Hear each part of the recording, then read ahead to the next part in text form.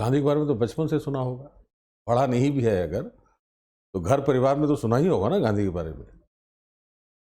कैसे कैसे बता सकते हैं, क्या बताएंगे?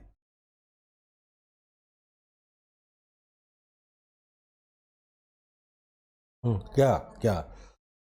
जैसे जैसे कोई कहे गांधी कौन थे, क्या कहा जाएगा?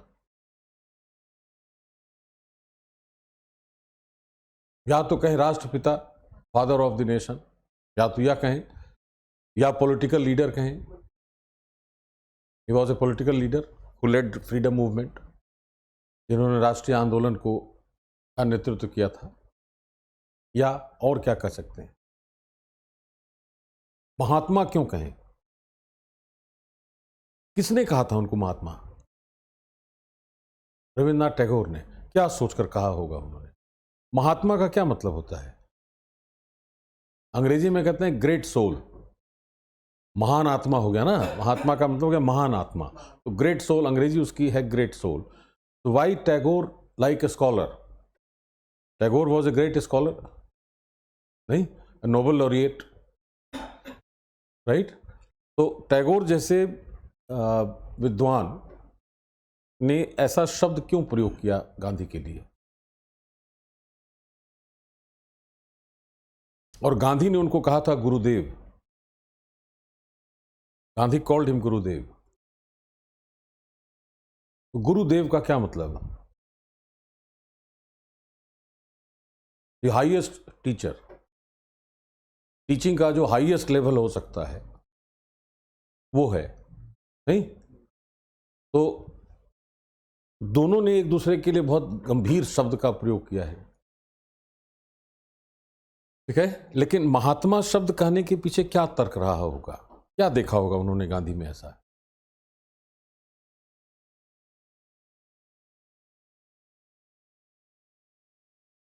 नहीं तो उनके व्यक्तित्व में ऐसी क्या खासियत है? जैसे हमने कहा कि गांधी राष्ट्रपिता हैं या एक राजनीतिक नेता हैं जिन्होंने राष्ट्रीय आंदोलन का नेतृत्व किया था। राष्ट्रीय आंदोलन में तो बहुत सारे बहुत बड़े बड़े नेता शामिल थे और गांधी से ज़्यादा बड़े बड़े विद्वान थे, नहीं? Like Nehru, Nehru was a great scholar, much ahead of Gandhi. विद्वता की जहाँ तक बात है, Nehru was much better than Gandhi. या कोई भी देखें, Abul Kalam Azad, great scholar, educationist, कर सकते हैं ना, शिक्षाविद, बहुत महान शिक्षाविद। He delivered a lecture on Karl Marx at the age of 12 years. ये जानकारी है? अबुल कलाम आज़ाद ने 12 वर्ष की आयु में 2 घंटे का लेक्चर डिलीवर किया था कार्ल मार्क्स के सिद्धांत पर। कार्ल मार्क्स तो बुढ़ापे में समझ में नहीं आता, कार्ल मार्क्स का सिद्धांत लोगों को बुढ़ापे तक समझ में नहीं आता ना। तो he was a great scholar, that way great educationist. उनसे कहीं बड़े बड़े विद्वान उनके शिष्य के रूप में काम कर रहे थे, राइट? चाहे कितना भी मतभेद क्यों नहीं हो वैचारिक, लेकिन गांधी जो चाहते थे वो करा लेते थे ना उनसे, नहीं? तो उनको राजनीतिक नेता के रूप में महात्मा कहा जाए, रणनीतिकार के रूप में स्ट्रैटेजिस्ट, स्ट्रैटेजी बनाई उन्होंने, राइट? तो क्या ऐसी वजह थी, व्यक्तित्व में क्या ऐसा गुण था कि चाहे वो व्यक्ति निरक्षर हो चाहे विद्वान हो, एवरीबडी सपोर्टेड हिम? ऐसा मानेंगे ना कि गांव में निचले स्तर पर भी गांव के लोग भी उनके उतने ही बड़े समर्थक थे जितने विद्वान थे। तो ऐसा क्या गुण था व्यक्तित्व का जो जिसने गांधी को इस लेवल पर पहुंचा दिया कि Tagore like person called him महात्मा?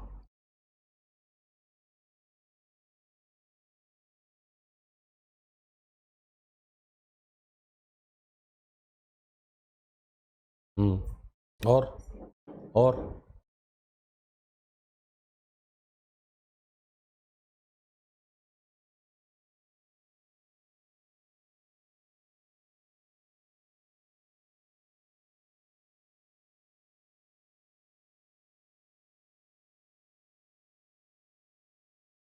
परिवार से दूर? हम्म, नहीं था। अच्छा, उन्होंने रिएक्ट क्या किया था महात्मा कहने पर, ये आइडिया है? What was his response when Tagore called him Mahatma? What was his response? He said that I am not Mahatma, I am not perfect. तो ये ऐसा ऐसा शब्द मेरे लिए प्रयोग में नहीं लाया जाना चाहिए, क्योंकि मैं परफेक्ट नहीं हूं। But today also we recognise him, हम तो नाम लेते ही महात्मा गांधी। गांधी के बारे में किसी को इंट्रोड्यूस करना हो कैसे करेंगे?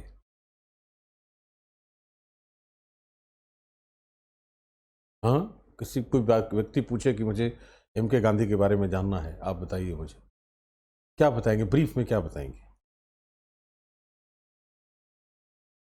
नहीं, 2-4 सेंटेंस कुछ तो बोलेंगे ना। कौन थे गांधी?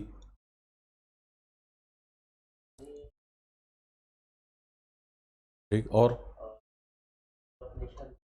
क्यों कहा फादर ऑफ नेशन?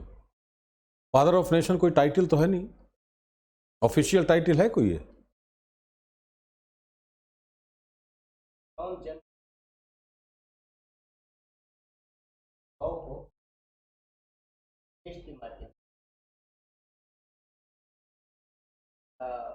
तो बहुत सारे नेता थे उनके साथ, सबका योगदान उतना ही इंपॉर्टेंट है। क्या ऐसा संभव था कि नेहरू, टैगोर, आचार्य कृपलानी, मौलाना आजाद, गफ्फार खान, जितने भी लेख थे, महात्मा गांधी का जो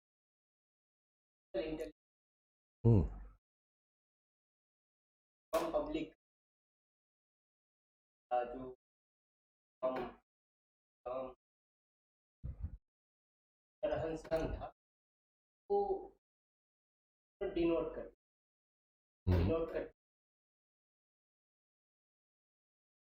अच्छा, जैसे मान लिया संविधान बनाने वाले को गांधी और आम पब्लिक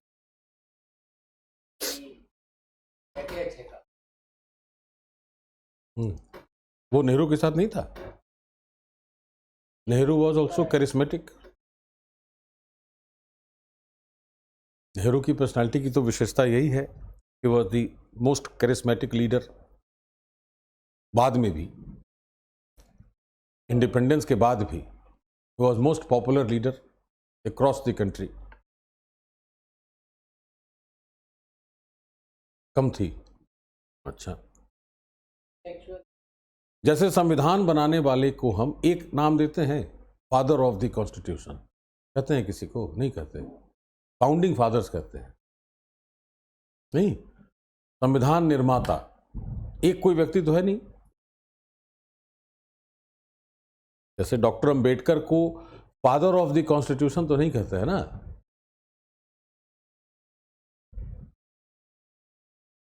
हाँ, नहीं कहते ना, हम क्या कहते हैं, संविधान के बहुत सारे निर्माता थे, सबका योगदान था उसमें।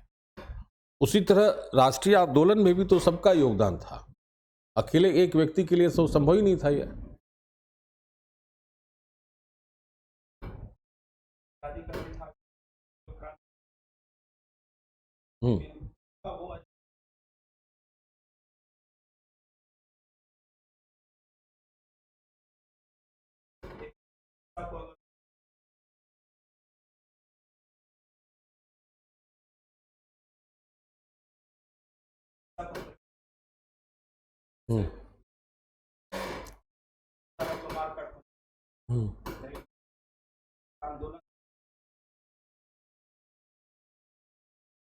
क्यों स्वतंत्रता लेने के लिए हमने देखा, गांधी ने भी पढ़ा देखा अमेरिकन रिवॉल्यूशन, फ्रेंच रिवॉल्यूशन, नहीं, रशियन रिवॉल्यूशन भी देखा।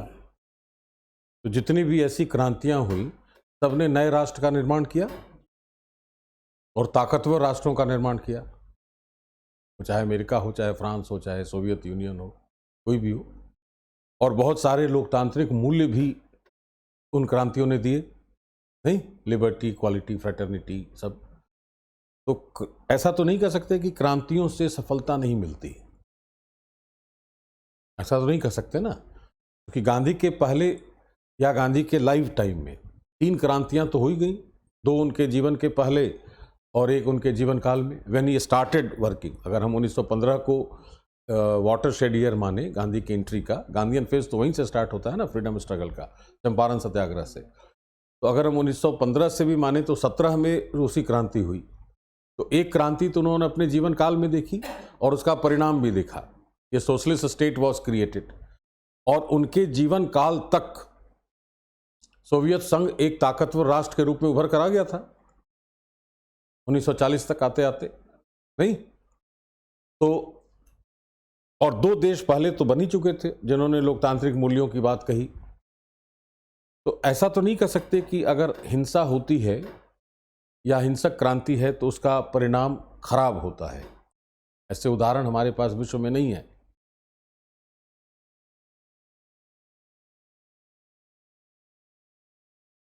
तो गांधी ने ऐसा मार्ग क्यों चुना?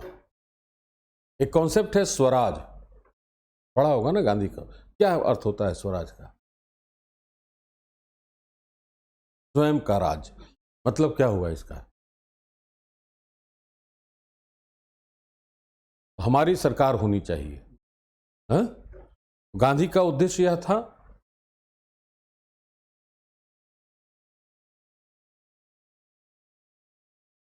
आरसी गुहा का नाम सुना है? रामचंद्र गुहा। उन्होंने गांधी पर बहुत अच्छा लिखा है, 3 पुस्तकें हैं उनकी गांधी पर। देखा है किताब उनकी? एक लिखा है उन्होंने when Gandhi was not in India. एक पुस्तक है गांधी इन साउथ अफ्रीका, ठीक है। एक लिखा है इंडिया ड्यूरिंग गांधी, और एक उन्होंने लिखा है इंडिया आफ्टर गांधी। 3 पुस्तकें हैं उनकी। तो गांधी के बचपन से लेकर गांधी की मृत्यु के बाद तक का इतिहास है, how Gandhi impacted post independent India. उन्होंने एक बात बहुत अच्छी लिखी है कि जितनी भी क्रांतियां हुई हैं विश्व स्तर पर, वो किसी न किसी दार्शनिक के विचार से प्रेरित रही हैं। वो चाहे मॉन्टेस्क्यू है, रूसो, याद आ रहा है, लॉक, इनलाइटनमेंट के जो थिंकर्स थे, पुनर्जागरण के जो विचारक थे, उनका प्रभाव रहा अमेरिकी क्रांति पर, रूसी क्रांति पर। लेकिन उन्होंने कहा कि भारत में वो विचारकों का प्रभाव इसलिए नहीं दिखा कि स्वयं विचारक ही क्रांतिकारी थे। The philosophers themself were fighting. मेरे कहने का अर्थ है समझ में कि बाकी जो क्रांतियां हुई उन्होंने प्रेरणा ली है दूसरे विचारकों के विचार से। तो क्रांति करने वाले आंदोलनकारी कोई और थे, विचार कहीं और से आ रहा था। भारत में यह था कि जो विचारक थे वही आंदोलनकारी भी थे, इसलिए उनको किसी विचारक की आवश्यकता नहीं पड़ी। They themselves were thinkers and philosophers, ठीक है। गांधी और बाकी जो राजनेता रहे स्वतंत्रता आंदोलन में, उनके स्वराज और गांधी के स्वराज में क्या फर्क है? अगर कोई ऐसा पूछूं मैं, everybody wanted self rule, right? The entire Congress, Indian national Congress wanted self rule, यही चाहते थे ना हम। तो स्वराज तो सबको चाहिए था। तो गांधी के स्वराज और बाकी लोगों के स्वराज के अर्थ में क्या अंतर है? Gandhi did not want only political rule. Swaraj का क्या मतलब होता है?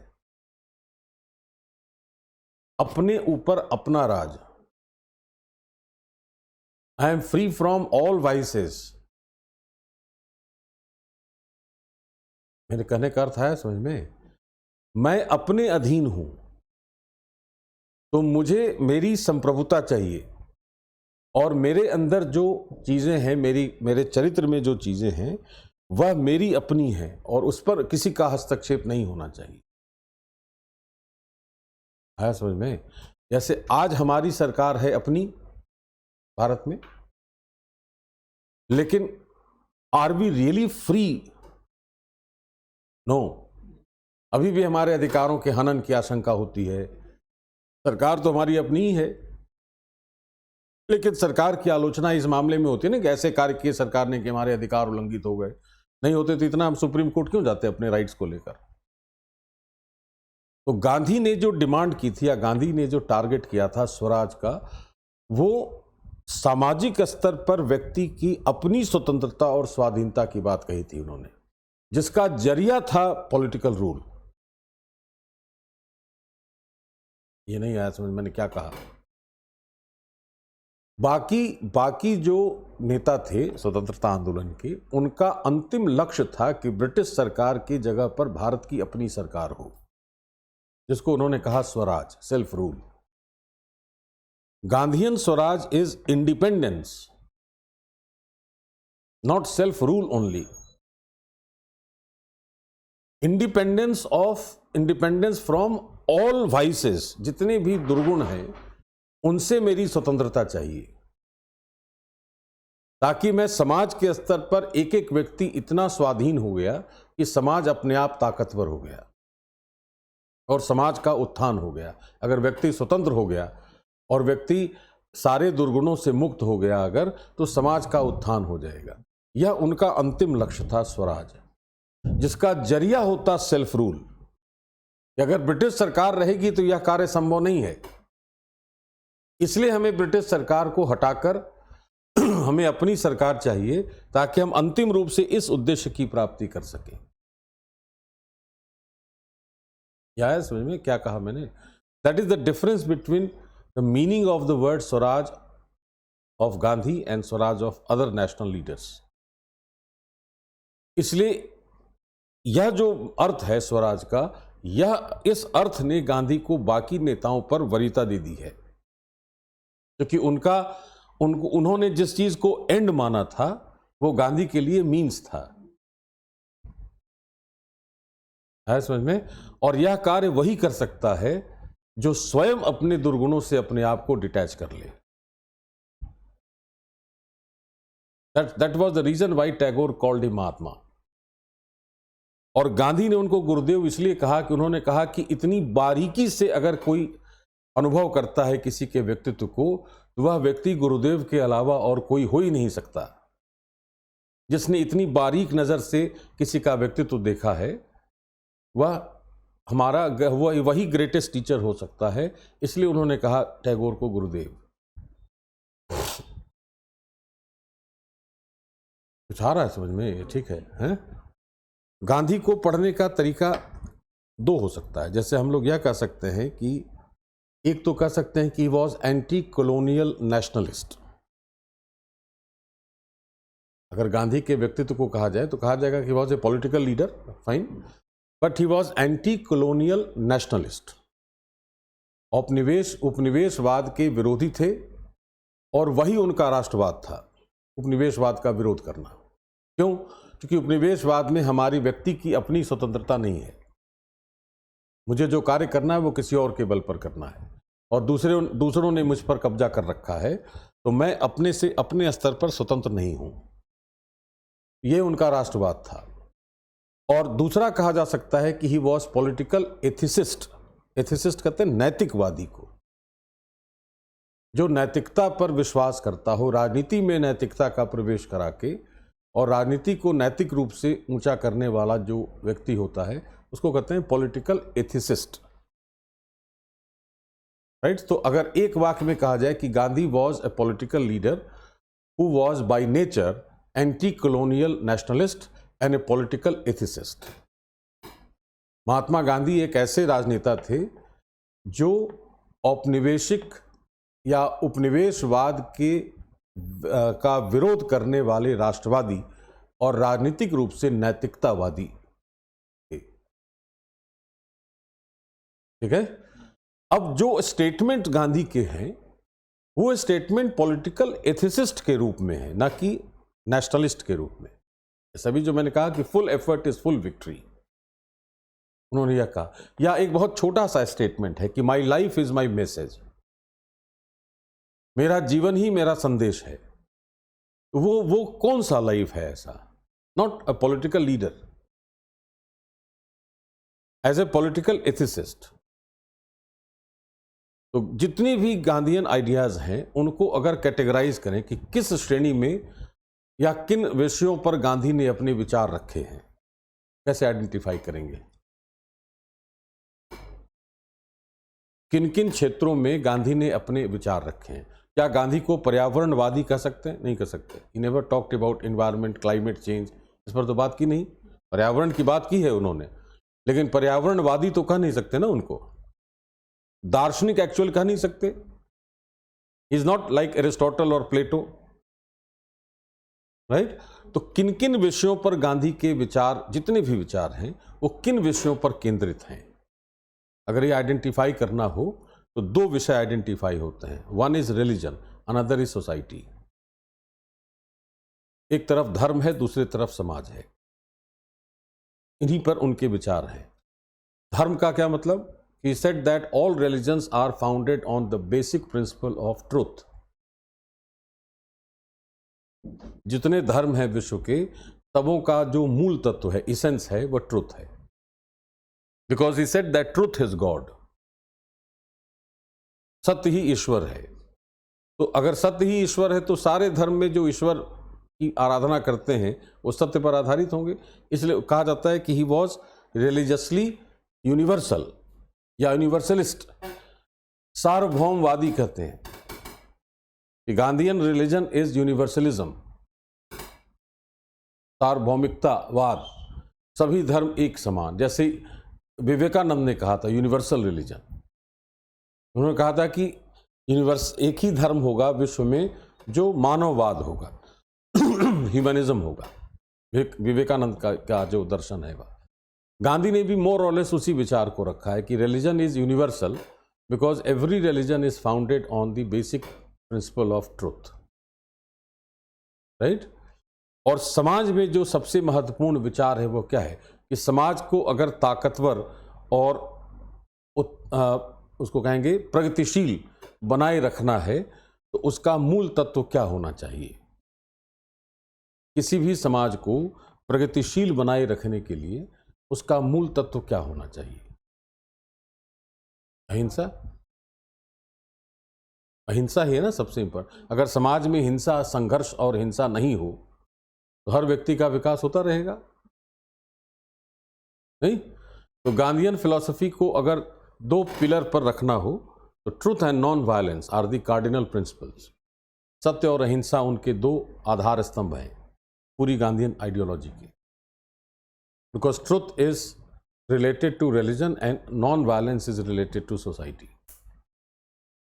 आज के समाज में अगर देखेंगे तो समाज की प्रगति और अर्थव्यवस्था की प्रगति दोनों में अंतर है ना।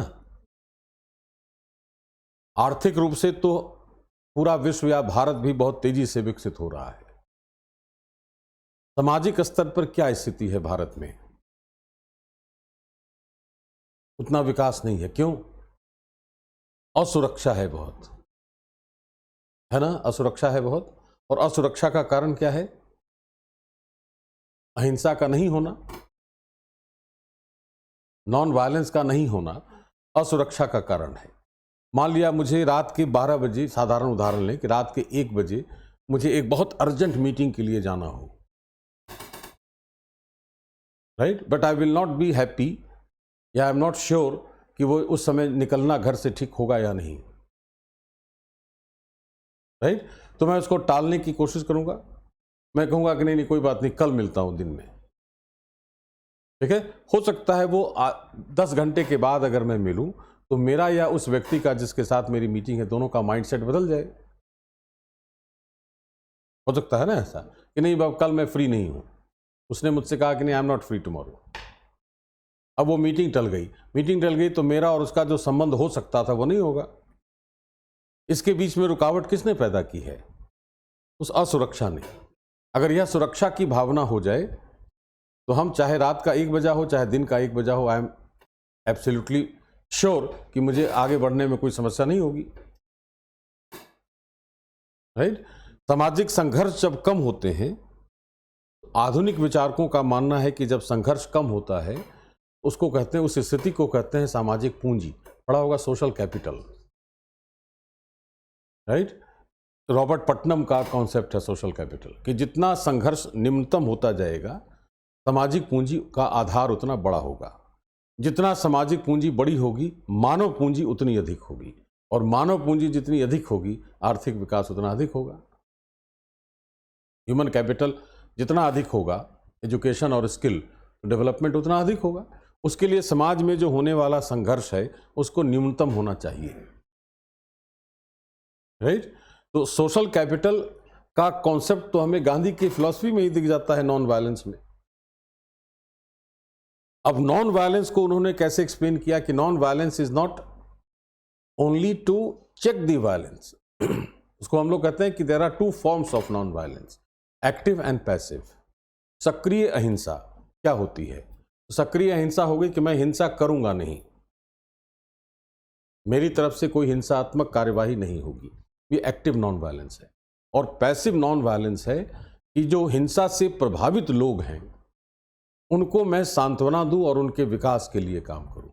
तो non violence of Gandhi includes development, social development, check on violence and your contribution toward social development. जिसके लिए उनका स्टेटमेंट है ना कि स्वयं को खोजने का सर्वोत्तम मार्ग दूसरों की सेवा में खुद को निरत रखना है। The best way to find yourself is to devote yourself in the service of others. तो अगर हम दूसरे की सर्विस कर रहे हैं तो वह भी नॉन वायलेंस है, because I am trying to bring people closer. वो क्लोज तभी होगा जब संघर्ष नहीं होगा। और एक तरफ सक्रिय अहिंसा है कि मैं हिंसा करूंगा नहीं स्वयं अपनी तरफ से। तो Gandhian non violence is not simply a word, केवल वह एक आदर्शवादी दर्शन नहीं। इसलिए कहा जाता है कि गांधी का जो दर्शन है वो आमतौर पर लोगों को लगता है कि आइडियलिज्म है, वह आदर्शवाद है, but it is not. He is not utopian idealist, he is dynamically idealist या प्रैक्टिकल आइडियलिज्म है, वह व्यवहारिक आदर्शवाद है, न कि आदर्शवाद केवल या सैद्धांतिक। यूटोपिया नहीं है। ऐसा नहीं कि हम उसको अचीव नहीं कर सकते, अचीव कर सकते। उसी का कॉन्सेप्ट आज देख लेंगे तो वह सोशल कैपिटल है। उन्होंने यह भी कहा कि प्रकृति में सबके लिए सब कुछ विद्यमान है, लेकिन किसी के लालच के लिए नहीं है ना यह। तो that is also related to environmental aspect. अगर हम नेचुरल रिसोर्स को एक्सप्लॉइट करते हैं तो सबके लिए नेचुरल रिसोर्स अवेलेबल किया है नेचर ने, लेकिन अगर हमने अपने लालच के आधार पर नेचुरल रिसोर्स पर कब्जा करने की कोशिश की है, then that will damage the nature. तो कहीं ना कहीं उसमें पर्यावरण की भी बात है, लेकिन अंतिम रूप से वो क्या चाहते हैं कि चाहे वो हिंसा व्यक्ति और व्यक्ति के बीच हो या व्यक्ति और प्रकृति के बीच हो, संघर्ष नहीं होना चाहिए। अगर संघर्ष नहीं होगा, वो चाहे मैन नेचर कॉन्फ्लिक्ट हो, मैन सोसाइटी कॉन्फ्लिक्ट हो या मैन एनिमल कॉन्फ्लिक्ट हो, तो जिसके साथ भी संघर्ष होगा तो वहां पर विकास अवरुद्ध होगा ही। समझ में आ रहा है ये सब है? उस दिन भी मैंने कहा था कि गांधी को हम जिस रूप में पढ़ेंगे निबंध के पॉइंट ऑफ व्यू से, तो Gandhian personality is important for us, not Gandhi as a political leader. Political leader का गुण, यही गुण उनके पॉलिटिकल स्ट्रेटजी में भी दिखता है। He was the first person in the world to use non violence as a tool in politics. विश्व के पहले व्यक्ति थे जिन्होंने राजनीति में अहिंसा का उपयोग एक उपकरण के तौर पर किया।